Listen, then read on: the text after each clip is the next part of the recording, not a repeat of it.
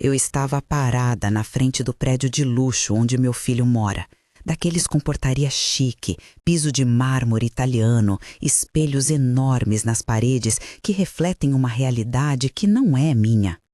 Minhas pernas doíam depois de 3 ônibus para chegar ali. O último saiu do ponto errado e eu tive que andar 4 quarteirões debaixo do sol.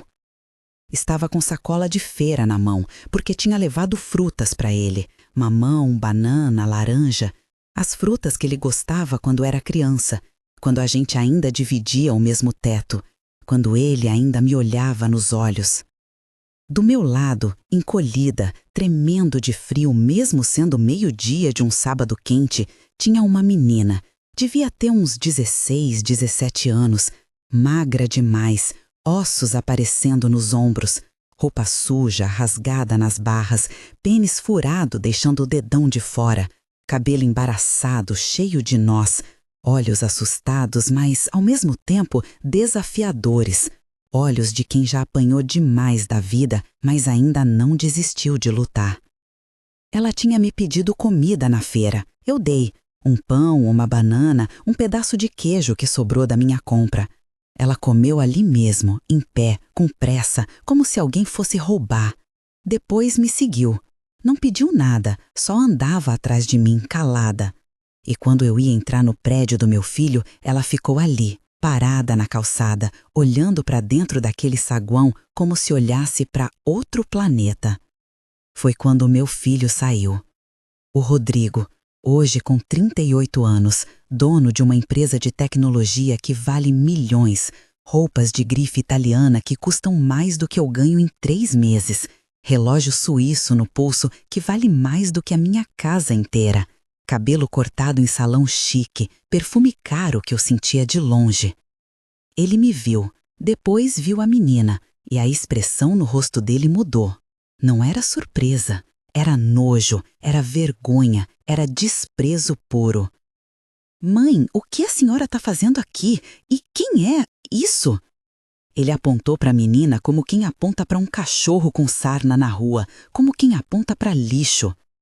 Senti algo quebrar no meu peito. Não era a primeira vez que ele me tratava assim. Fazia tempo que ele tinha vergonha de mim. Mas na frente daquela menina, com aquele olhar gelado, com aquele dedo apontado, doeu diferente. Isso é uma menina, Rodrigo, uma criança que está com fome, que não tem onde dormir, que está pedindo ajuda. Ele olhou para o porteiro, um homem de uniforme impecável que ficou sem saber para onde olhar. Carlos, pode pedir para elas saírem daqui? Estão causando constrangimento, os moradores vão reclamar. A menina apertou minha mão. Senti ela tremendo. As unhas dela estavam sujas, roídas até o sabugo. A pele áspera, mão de quem nunca teve creme, nunca teve cuidado. E naquele momento, olhando para o meu filho, eu não fazia ideia de que essa menina ia virar a chave que ia abrir todos os segredos da minha família. E ia me obrigar a escolher entre proteger meu filho ou proteger a verdade. Antes de eu te contar tudo o que aconteceu depois desse dia, eu preciso pausar aqui e te pedir uma coisa. Se você acredita que dinheiro não compra respeito, se você já viu alguém da sua família mudar completamente quando ficou rico, se você já foi tratada como se fosse menos por alguém que você ajudou a crescer, se inscreve nesse canal agora, deixa teu like, ativa o sininho e comenta aqui embaixo começando assim, dinheiro não compra respeito, e me diz de qual cidade e estado você está me ouvindo. Porque histórias como essa precisam chegar em mais gente, precisam chegar em mães que estão sendo humilhadas pelos próprios filhos, em mulheres que estão sendo apagadas por gente que elas criaram. A gente está lutando para chegar nos primeiros 1000 inscritos aqui no canal Voz da Matriarca, e cada inscrição me mostra que eu não tô sozinha, que você não tá sozinha, que a gente pode se fortalecer juntas. Agora vem comigo que eu vou te contar tudo desde o começo, porque para você entender o que aconteceu naquele dia, você precisa saber quem era o Rodrigo antes do dinheiro e quem ele virou depois. Meu nome é Marlene Ferreira da Silva. Tenho 64 anos. Nasci e me criei na periferia de São Paulo, Zona Leste, num bairro onde todo mundo se conhecia, onde as portas ficavam abertas e ninguém tinha muito, mas todo mundo dividia o pouco que tinha. Fui casada com Antônio por 18 anos. Ele era caminhoneiro. Homem bom, trabalhador, honesto, acordava de madrugada, viajava semanas inteiras, mas sempre voltava para casa com alguma coisa. Um brinquedo para o Rodrigo, um perfume barato para mim, uma caixa de bombom que ele comprava na estrada. O Antônio morreu num acidente na estrada quando o Rodrigo tinha 12 anos. Caminhão bateu de frente com outro veículo. Não teve tempo nem de frear. Quando a polícia me ligou, eu desabei, porque de repente eu tinha ficado sozinha com uma criança para criar, aluguel para pagar, conta de luz acumulando e um mundo inteiro pesando nas minhas costas. Mas eu não desisti. Arrumei trabalho como diarista, faxina em 3 casas por dia. Acordava às 4 da manhã, pegava 2 ônibus, limpava a casa de madame o dia inteiro, esfregava chão de joelhos, lavava banheiro, passava roupa, cozinhava. Voltava para casa às 8 da noite com as pernas doendo, as costas travadas, as mãos rachadas de tanto produto de limpeza. Mas eu fazia, porque eu queria que meu filho tivesse o que eu não tive: estudo, oportunidade, futuro. E o Rodrigo, naquela época, era um menino bom. Lembro de um dia, ele devia ter uns 13 anos, a gente estava voltando do mercado, eu carregando sacola pesada, ele do meu lado. Uma vizinha, a dona Irene, passou e soltou aquela frase maldosa: "Coitada da Marlene, tá envelhecendo rápido de tanto trabalhar. Mulher que fica viúva nova envelhece o dobro." Eu fingi que não ouvi, mas o Rodrigo parou, olhou para ela e disse com aquela voz fina de criança, mais firme: "Minha mãe não tá envelhecendo, ela tá construindo o futuro pro filho dela, e quando eu crescer eu vou dar tudo para ela, tudo que ela merece." Dona Irene ficou sem graça, eu sorri. Segurei a mão dele. E naquele dia eu tive certeza de que tinha criado um homem de bem. Quando ele fez 15 anos, arrumou o primeiro bico, ajudante de padaria. Acordava às 5 da manhã, entregava pão, ganhava uma mixaria, mas no final do mês ele vinha e colocava metade do dinheiro na minha mão. "Toma, mãe, para ajudar com a conta." Eu chorava, porque eu via nele o coração do pai. O mesmo coração bom, trabalhador, generoso. Ele passou em escola técnica, depois passou em faculdade pública, engenharia da computação. Quando saiu o resultado, ele veio correndo, gritando, pulando, me abraçou e disse: "Mãe, eu vou mudar nossa vida, eu prometo. A gente não vai passar aperto nunca mais." E ele cumpriu. Quando se formou, arrumou emprego numa startup. Depois criou a própria empresa. Começou pequeno, mas foi crescendo, muito, rápido demais. Investidores entraram, dinheiro começou a jorrar. Ele saiu do apartamento pequeno, comprou um maior, depois outro, depois aquele prédio de luxo. E foi aí que ele começou a mudar. No começo era sutil, pequenos sinais que eu tentava ignorar. Ele parou de me visitar tanto, dizia que estava muito ocupado. Reuniões, viagens, eventos. Quando eu ia na casa dele, ele ficava desconfortável, olhava para o que eu vestia, pedia para eu tirar o chinelo na entrada, escondia fotos minhas quando tinha visita de sócio ou cliente. Um dia, eu ouvi ele falando no telefone com alguém. "Minha mãe? Ah, tá bem, mora sozinha, trabalha, com limpeza. Não mora comigo, é melhor assim." Trabalha com limpeza? Como se fosse vergonha, como se não fosse exatamente esse trabalho que pagou a faculdade dele. Teve uma vez pior ainda. Ele me deu um envelope com dinheiro e disse: "Mãe, pega isso aqui e compra roupa melhor. A senhora não pode aparecer assim quando eu tiver evento importante. Compra uma roupa social, arruma o cabelo num salão, faz as unhas, porque a imagem da empresa depende de tudo, até da família." Eu peguei o dinheiro, mas não gastei. Guardei, porque aquilo não era presente, era vergonha embrulhada em nota de 100. E foi assim que o Rodrigo que eu criei, o menino que me defendia na rua, que dividia o salário comigo, que prometeu mudar minha vida, foi sumindo, e no lugar dele foi aparecendo um homem que eu não reconhecia mais. Voltando para aquele dia no prédio, eu saí dali com a menina. Não falei mais nada com o Rodrigo, só virei as costas e fui embora. Ela andava do meu lado quieta, cabisbaixa, como se tivesse acostumada a ser tratada como lixo. Quando a gente chegou no ponto de ônibus, eu parei, olhei para ela. Como você se chama? Ela demorou para responder, como se ninguém perguntasse isso faz tempo. Yasmin. Quantos anos você tem, Yasmin? 16. Onde você mora? Ela olhou para o chão. A voz saiu baixa, envergonhada. Em lugar nenhum. Fiquei em silêncio. Olhei para ela, magra, suja, assustada, sozinha, e tomei uma decisão que ia mudar tudo. Vem comigo. Ela levantou os olhos, desconfiada. Para onde? Para minha casa. Por quê? Porque todo mundo merece um prato de comida quente e um lugar para dormir em segurança. Ela hesitou, mas veio. Levei ela para minha casa. Não é grande, 2 quartos, sala pequena, cozinha apertada, banheiro simples. Mas é limpa, é organizada, é segura. É lar. Dei banho nela. Coloquei ela debaixo do chuveiro quente. Dei shampoo, sabonete, condicionador. Ela ficou quase meia hora lá dentro. Quando saiu, estava com os olhos vermelhos. Tinha chorado. Emprestei roupa minha, uma calça de moletom, uma blusa de manga comprida, tudo ficou grande nela, mas pelo menos estava limpo. Fiz comida, arroz soltinho, feijão temperado, bife acebolado, batata frita, salada de tomate com alface. Ela sentou à mesa, olhou para o prato e comeu como se não comesse há dias, porque provavelmente não comia mesmo. Comeu rápido, com as mãos tremendo, limpando o prato com pão, sem deixar um grão de arroz. À noite, ela dormiu no quarto de hóspedes, o quarto que era do Rodrigo quando criança, onde ainda tinha a cama de solteiro, o guarda-roupa pequeno, a prateleira com os livros velhos que ele nunca levou.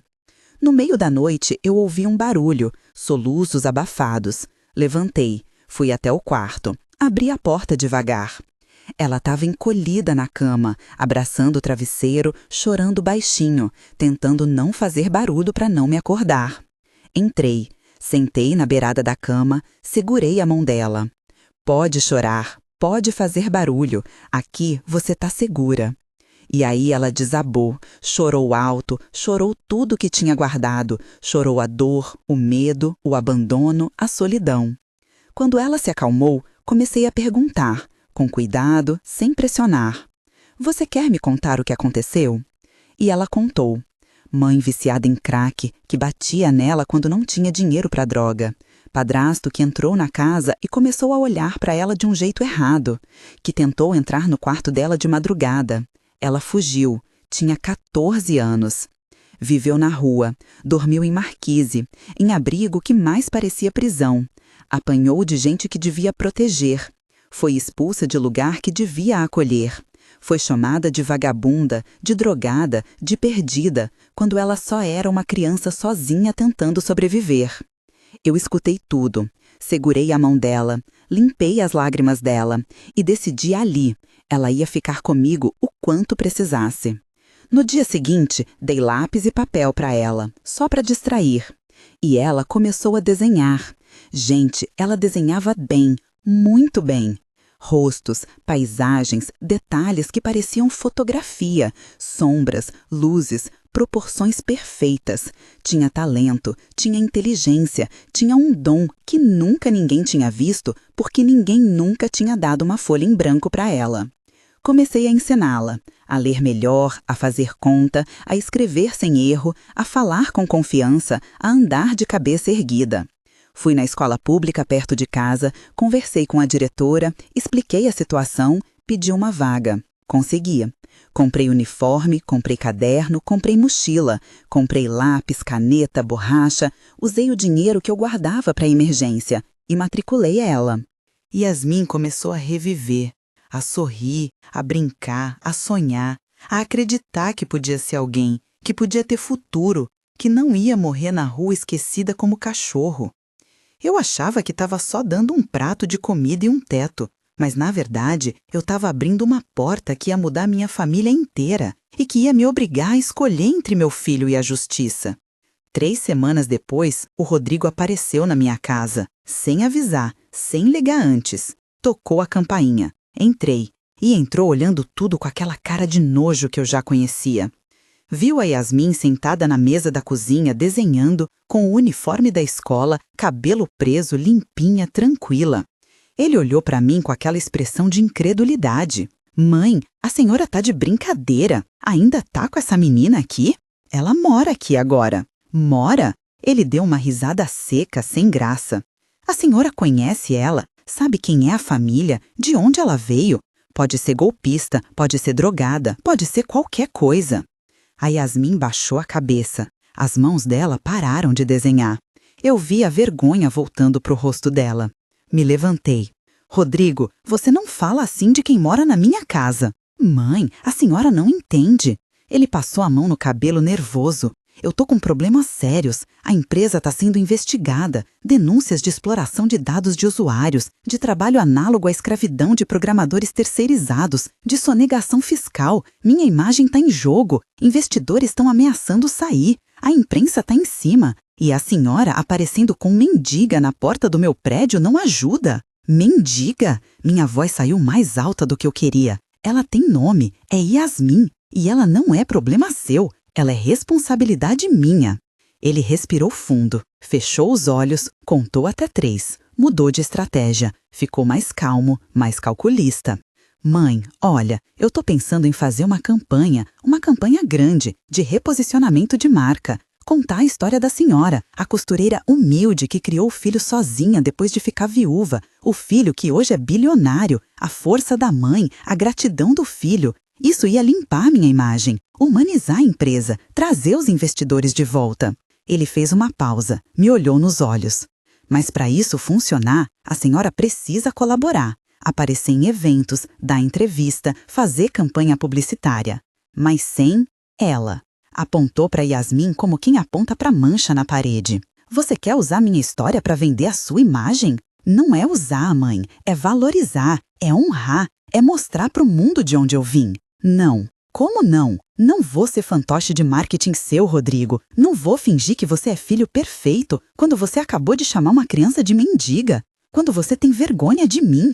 Quando você só lembra que eu existo quando precisa limpar sua reputação. O rosto dele fechou. A senhora vai se arrepender disso. Pode ser, mas pelo menos vou dormir de consciência tranquila. Ele saiu batendo a porta. Yasmin olhou para mim com os olhos cheios d'água. Marlene, desculpa. Eu não quero causar problema. Você não causa problema nenhum, filha. O problema é ele, e ele que resolva sozinho. Mas a história estava só começando. Nos dias seguintes, Yasmin começou a mexer em coisas antigas que eu guardava numa caixa no armário do quarto. Fotos velhas, documentos, cartas, lembranças. Foi quando ela achou uma foto. Uma moça jovem, bonita, grávida, barriga já grande, uns 6, 7 meses. Sorrindo, mas com um sorriso triste. Com data escrita atrás à caneta, março de 2008. Marlene, quem é essa? Peguei a foto, meu coração disparou. Era a Amanda, a ex-namorada do Rodrigo, a menina que ele namorou quando tinha 20 anos. Eles ficaram juntos quase 2 anos. Ela era patricinha, de família com grana, mas era boa menina, tratava eu bem, vinha almoçar aqui em casa todo domingo. Até que, de repente, ela sumiu. O Rodrigo disse que tinha terminado, que ela tinha ido embora para outra cidade, que tinha arrumado emprego longe. Eu estranhei, mas não perguntei muito. Achei que era coisa de jovem. Mas agora, olhando aquela foto, com aquela barriga, com aquela data... Por que você está perguntando, Yasmin? Ela pegou a certidão de nascimento dela, mostrou para mim. Data de nascimento, 15 de novembro de 2008. Cidade onde nasceu, Campinas, interior de São Paulo. A mesma cidade da foto. Minha mãe nunca quis me falar quem é meu pai. Só dizia que ele era de São Paulo, que tinha dinheiro, que me abandonou antes de eu nascer. Senti o chão sumir debaixo dos meus pés. Fiz as contas na minha cabeça. Março de 2008, barriga de 6, 7 meses. Nascimento em novembro de 2008. As datas batiam, os lugares batiam.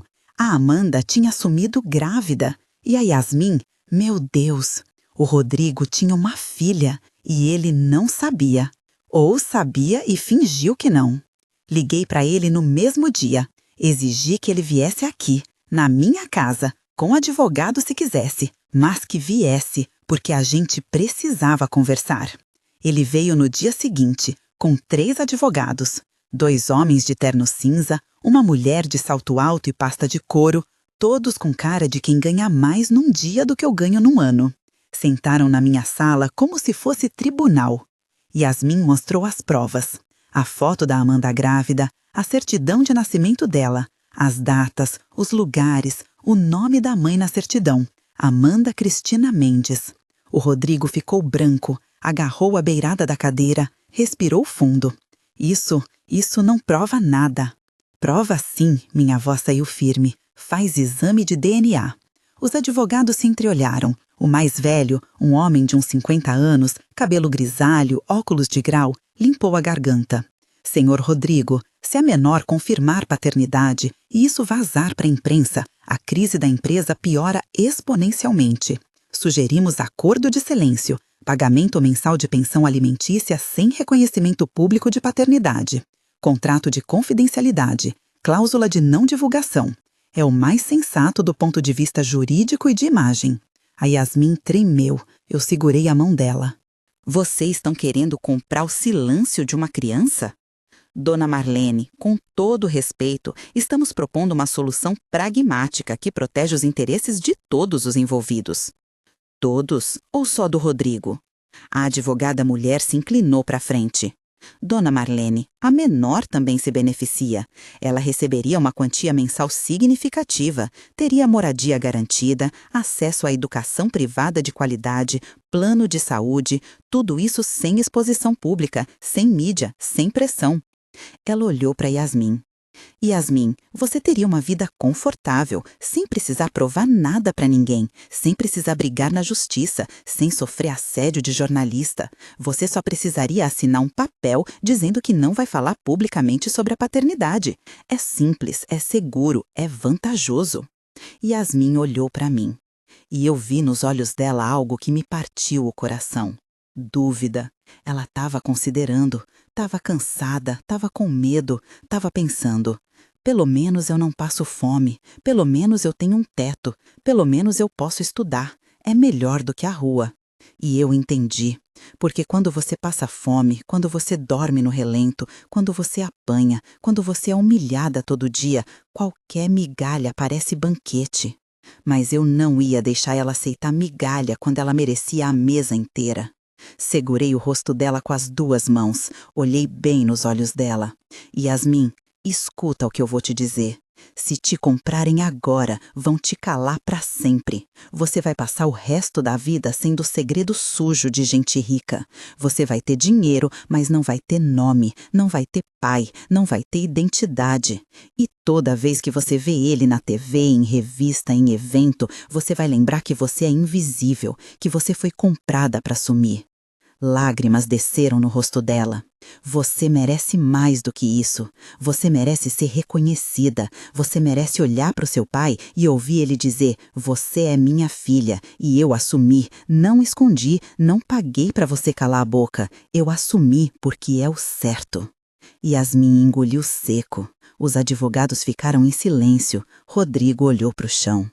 Yasmin respirou fundo, limpou as lágrimas e disse, com a voz ainda trêmula, mas firme: eu não quero dinheiro de silêncio, eu quero a verdade. Foi nessa sala de reunião improvisada, na minha casa simples, com sofá velho e mesa de fórmica, que eu percebi que meu filho tinha aprendido a esconder problemas com contratos assinados em vez de encarar com arrependimento verdadeiro. Os advogados tentaram insistir, fizeram novos cálculos, aumentaram o valor da proposta, ofereceram apartamento em bairro nobre, carro, viagem para fora, tudo que dinheiro podia comprar. Mas Yasmin repetiu: eu não quero seu dinheiro, eu quero que ele me reconheça. Rodrigo levantou, saiu sem falar nada. Os advogados guardaram as pastas e foram embora. Naquela noite, eu e Yasmin ficamos sentadas na varanda, ela desenhando, eu tricotando, em silêncio. Até que ela perguntou: Marlene, você acha que eu fiz certo, recusando o dinheiro? Fez. Mas e se ele nunca me reconhecer? E se eu perder a chance de ter uma vida melhor? Yasmin, vida melhor não é ter apartamento chique e estudar em escola cara se você tem que fingir que não existe. Dignidade não se negocia. E você acabou de provar que tem mais caráter aos 16 anos do que muita gente de 40. Ela apoiou a cabeça no meu ombro. E a gente ficou ali, juntas, sem saber o que ia acontecer, mas sabendo que a gente tinha feito a coisa certa. Se você está acompanhando essa história até aqui e já viu alguém tentando comprar o silêncio de outra pessoa, tentando esconder filho, tentando apagar a verdade com dinheiro, fica comigo até o final, porque agora a história vai ficar ainda mais pesada. Comenta aqui embaixo se você já passou por algo parecido, se já viu injustiça sendo escondida com contrato, se já viu família sendo rasgada por vergonha e orgulho. E compartilhe esse vídeo com outra mulher que precisa ouvir que dinheiro não compra dignidade, que verdade vale mais do que conta bancária, que caráter não tem preço. Agora me escuta, porque o que vem agora é a parte mais difícil dessa história. No dia seguinte, eu tomei uma decisão. Fui numa defensoria pública, marquei consulta. Fui atendida pela doutora Fernanda Alves, uma mulher de uns 40 anos, cabelo curto, óculos de grau, olhar sério, mas acolhedor. Contei tudo. A Yasmin, a foto da Amanda, as datas, a recusa do Rodrigo em fazer DNA, a proposta de acordo de silêncio. Ela ouviu tudo, anotou tudo e, quando terminou, ela disse: Dona Marlene, o que tentaram fazer com essa menina é coação de vulnerável, aliciamento de menor. Compra de silêncio sobre paternidade é crime. A gente vai entrar com ação de investigação de paternidade e, se tentarem subornar de novo, eu denuncio no Ministério Público. E se ele se recusar a fazer o exame?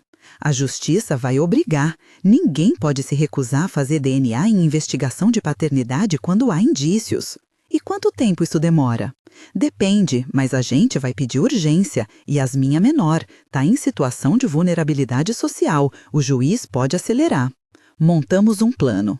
Entrar com ação judicial pedindo DNA compulsório, registrar todas as tentativas de silenciamento, garantir que os direitos da Yasmin fossem respeitados e, se necessário, expor tudo. Mas antes que a gente conseguisse protocolar a ação, o Rodrigo fez algo pior, muito pior. Uma semana depois, eu liguei à TV e lá estava ele, Rodrigo Ferreira da Silva, empresário, bilionário, founder da Tech Vision, numa campanha publicitária gigante. O comercial mostrava imagens em preto e branco, eu, mais jovem, lavando roupa, passando pano no chão, cozinhando, cuidando do Rodrigo criança. A voz dele narrava: Minha mãe, Dona Marlene, é costureira, mulher simples, viúva aos 30 anos. Criou o filho sozinha, trabalhou de sol a sol para me dar educação. Ela me ensinou o valor do trabalho, o valor da humildade. E hoje, tudo que eu construí, eu devo a ela. Imagens dele me abraçando, me dando flores, me levando para jantar. Cenas que nunca aconteceram. Marketing puro, propaganda fabricada. E no final, Tech Vision, tecnologia com coração, porque a gente nunca esquece de onde veio. Eu senti uma raiva que nunca tinha sentido antes. Yasmin estava sentada do meu lado, vendo tudo. Ela olhou para mim com os olhos cheios de lágrimas. Ele tá te usando, Marlene, e me apagando. Eu sei. Ele contou a história de vocês, mas escondeu a minha, como se eu não existisse. Eu sei, filha. Ele está fazendo marketing em cima da sua dor e está me deixando invisível. Peguei o celular, liguei para ele. Caiu na caixa postal. Liguei de novo, até que ele atendeu. Mãe, tô em reunião. Você me usou sem pedir autorização, sem me consultar. Você pegou minha história e transformou em propaganda. Mãe, foi homenagem. Homenagem? Você me filmou, me entrevistou, me perguntou se eu queria aparecer? Silêncio. Você contratou atores, fez reconstituição, inventou cena de você me abraçando quando faz mais de 1 ano que você nem vem aqui. Isso não é homenagem, é mentira. Mãe, a senhora não entende de branding. Eu não entendo de branding, mas eu entendo de dignidade e você acabou com a minha. Desliguei na cara dele. Yasmin ainda estava chorando. O que a gente faz agora? Olhei para ela, respirei fundo e tomei uma decisão. A gente conta a verdade. No dia seguinte, eu e Yasmin fizemos algo que eu nunca imaginei que ia fazer. A doutora Fernanda sugeriu: vocês podem gravar um vídeo simples, verdadeiro, sem produção, só vocês duas, contando a verdade e postando nas redes sociais, porque a verdade sempre é mais forte do que marketing. E foi o que a gente fez. Sentamos no sofá da sala, eu de um lado e Yasmin do outro. Um celular na nossa frente gravando. Nada de edição, nada de filtro, nada de roteiro ensaiado. Só a verdade. Eu comecei. Meu nome é Marlene Ferreira da Silva. Sou mãe do Rodrigo Ferreira, empresário da Tech Vision. Vocês devem ter visto o comercial dele na TV essa semana. Aquele onde ele conta a história da mãe costureira que criou ele sozinha. É verdade, eu criei ele sozinha. Trabalhei como diarista a vida inteira para ele estudar. Mas o que ele não contou no comercial é que hoje ele tem vergonha de mim, que ele me trata como propaganda quando convém e que ele escondeu uma menina que pode ser filha dele. Mostrei a foto da Amanda grávida, mostrei a certidão de nascimento da Yasmin, expliquei as datas, expliquei a recusa dele em fazer DNA, expliquei a tentativa de comprar o silêncio dela. Depois foi a vez da Yasmin. Ela olhou para a câmera com os olhos ainda vermelhos de tanto chorar, mas com a voz firme. Meu nome é Yasmin, tenho 16 anos, passei metade da minha vida na rua. Fui abandonada, fui abusada, fui esquecida. Quando a dona Marlene me encontrou, eu achei que ia morrer sozinha. Mas ela me deu comida, me deu casa, me deu amor. E quando a gente descobriu que o filho dela pode ser meu pai, ele tentou me comprar. Ofereceu dinheiro para eu ficar calada, para eu sumir, para eu continuar invisível. Mas eu não quero dinheiro, eu quero a verdade. Eu quero olhar para o meu pai e saber quem ele é. Eu mereço isso. Toda criança merece. Terminamos o vídeo, postamos e esperamos. Em 24 horas, o vídeo viralizou. 3 milhões de visualizações, 50 mil compartilhamentos, 10 mil comentários. A maioria apoiando a gente. Que coragem! Estou chorando aqui. Essa menina merece justiça. Empresário rico que abandona filho merece ser exposto mesmo. Mas também teve gente atacando. Essa velha só quer dinheiro. A menina é golpista. Tudo armação para extorquir empresário.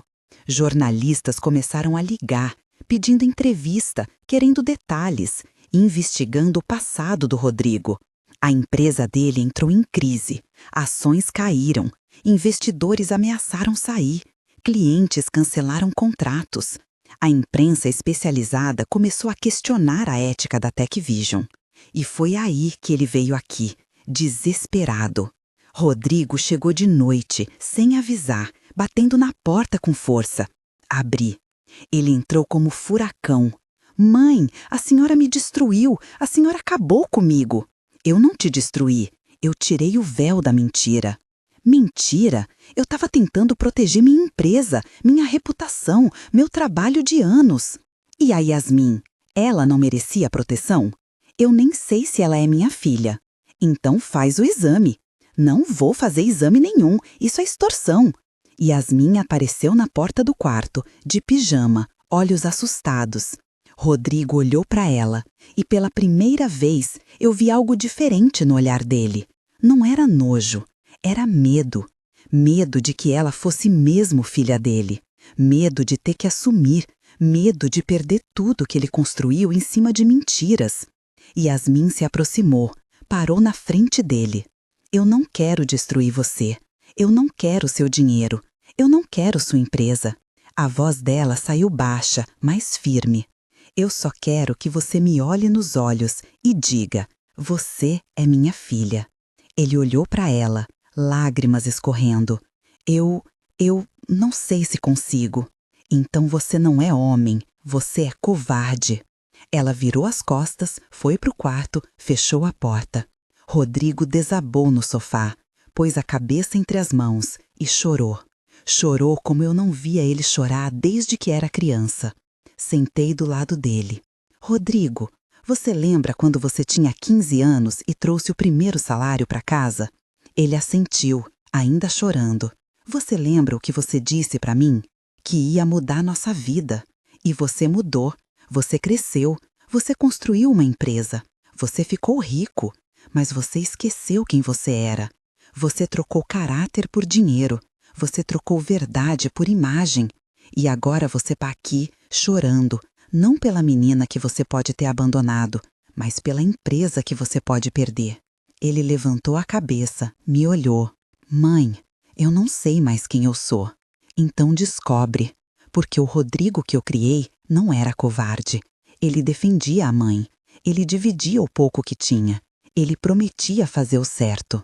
E se você quer voltar a ser esse Rodrigo, você precisa começar assumindo essa menina, fazendo o exame, enfrentando a verdade e aceitando perder tudo se for preciso para recuperar quem você era antes de ficar rico. Ele ficou em silêncio, depois levantou e foi embora, sem dizer nada.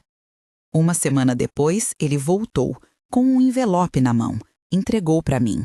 Resultado do DNA. Abri com as mãos tremendo. Li, probabilidade de paternidade 99,99%. Yasmin era filha dele. Chamei ela, mostrei o papel. Ela leu, fechou os olhos, respirou fundo. Quando abriu, estava chorando. Eu tenho um pai. Rodrigo estava parado na porta, também chorando. Desculpa, foi só isso que ele conseguiu dizer. Yasmin não correu para abraçar ele, não pulou no colo dele, não chamou ele de pai. Só disse, obrigada por fazer o exame, e voltou para o quarto. Os meses seguintes foram difíceis. Rodrigo perdeu parte da fortuna. Investidores saíram. A empresa entrou em reestruturação. Ele saiu da presidência por 6 meses. Teve que responder processos trabalhistas. Teve que devolver dinheiro. Teve que encarar consequências. Mas ele começou a mudar. Começou a visitar comunidades, sem câmera, sem marketing, sem publicidade, só para ouvir, para aprender, para entender o que ele tinha esquecido quando ficou rico. Começou a visitar Yasmin, uma vez por semana, sem pressionar, sem exigir, só estar presente. Levava material de desenho para ela, pagava curso de arte, ia nas reuniões da escola. Pequenos gestos, nada espalhafatoso. A relação entre eles foi sendo construída aos poucos. Ela não chamava ele de pai, chamava de Rodrigo, mas aceitava a presença dele, aceitava conversar, aceitava tentar. Comigo, ele pediu desculpas, muitas vezes. Reconheceu que tinha tido vergonha de mim, que tinha me usado, que tinha esquecido de onde veio. Mãe, eu virei um monstro. Você não é monstro, você se perdeu, mas você pode se encontrar de novo. E ele tentou de verdade. Hoje, 1 ano e meio depois, a gente almoça junto todo domingo, na minha casa. Comida simples, arroz, feijão, bife, salada. Eu, ele, a Yasmin. Sem luxo, sem ostentação, sem mentira, com verdade. A Yasmin tá na escola, tirando notas boas, participando de concurso de desenho, ganhando prêmios, sonhando em fazer faculdade de design. Rodrigo, ainda empresário, ainda tem dinheiro, mas aprendeu a ter limites, a ter ética, a ter vergonha na cara. E eu aprendi que dignidade não se negocia, que mãe que ama não passa pano para injustiça, que eu posso confrontar meu filho e ainda assim amar ele, que amor de verdade não é aceitar tudo calado, é corrigir, é cobrar, é exigir caráter. E que dinheiro não compra respeito, não compra dignidade, não compra identidade.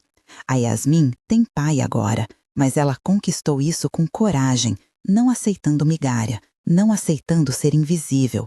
E eu tenho orgulho dela, mais orgulho do que eu tenho do sucesso financeiro do meu filho. Porque ela, aos 16 anos, me ensinou que caráter vale mais do que conta bancária. Se essa história mexeu com você, eu quero que você faça 3 coisas agora. Primeira, deixa teu like aqui nesse vídeo, se inscreve no canal Voz da Matriarca, ativa o sininho, porque a gente está lutando para ultrapassar os 1000 inscritos. E cada inscrição mostra que histórias de dignidade importam, que histórias de mulheres que não aceitam ser pisadas importam. Segunda, vai lá nos comentários e escreve começando assim: dinheiro não compra dignidade, e me diz de qual cidade e estado você está me ouvindo. E se quiser, conta se você já passou por algo parecido, se já viu alguém tentando comprar silêncio, se já viu injustiça sendo escondida com contrato. Terceira, compartilha esse vídeo, manda para o grupo da família, manda para sua mãe, para sua tia, para sua prima, para qualquer mulher que está sofrendo abuso emocional ou financeiro na família. Porque informação liberta, porque verdade cura, porque dignidade se reconstrói quando a gente para de aceitar migalha. Eu quase perdi meu filho para o dinheiro, mas eu ganhei uma neta e ganhei a certeza de que eu fiz o certo. Porque no final, o que importa não é quanto você tem, é quem você é quando ninguém está olhando. É o que você faz quando a verdade dói. É se você escolhe caráter ou conforto. E eu escolhi caráter e não me arrependo. Obrigada por ter ficado comigo até o fim.